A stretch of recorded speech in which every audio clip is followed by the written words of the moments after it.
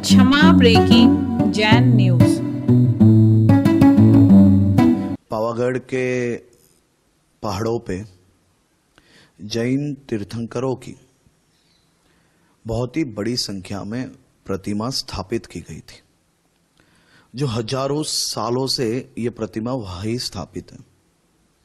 ये प्रतिमाओं को तोड़ने का विषय कल जब सामने आया, किसी भी ट्रस्ट एवं कोई भी व्यक्ति को इस प्रकार की ऐतिहासिक प्रतिमा एवं धर्मस्थल तोड़ने की परवानगी नहीं होती है।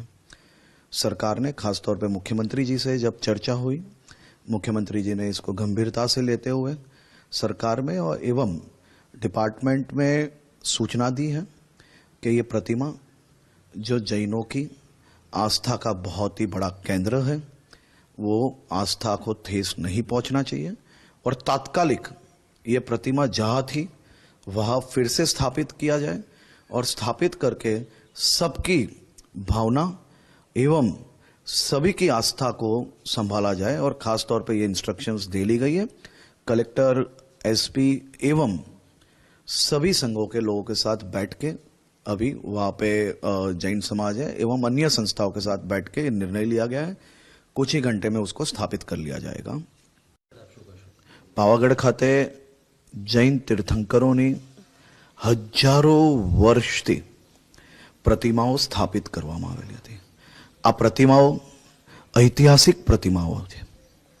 આ પ્રતિમાઓને પૂજન કરવામાં આવતું હતું અને ખૂબ જ મોટી સંખ્યામાં લોકોની આસ્થા આ પ્રતિમાઓ જોડે જોડાયેલી હતી।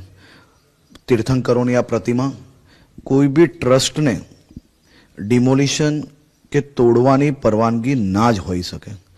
ટ્રસ્ટ દ્વારા કે જે કોઈ દ્વારા આ પ્રતિમાઓ તોડવામાં આવી છે એની અરજીઓ લેવામાં આવી છે અને આજે મુખ્યમંત્રી શ્રી જોડે ચર્ચા કર્યા બાદ સરકાર દ્વારા કલેક્ટરશ્રીને સૂચના આપવામાં આવી છે કે નિયમ પ્રમાણે જે મૂર્તિઓ વર્ષો વર્ષથી ત્યાં સ્થાપિત હતી તેને હટાવવાની કોઈ પરવાનગી હોઈ જ ના શકે। એ મૂર્તિઓ જ્યાં હતી, જે દાદરો પાસે હતી, તે જ જગ્યાઓ પર ફરીથી એને સ્થાપિત કરવામાં આવે। સમાજના હજારો લોકોની ક્યાંક ને ક્યાંક આસ્થાને ઠેસ પહોંચી જાય।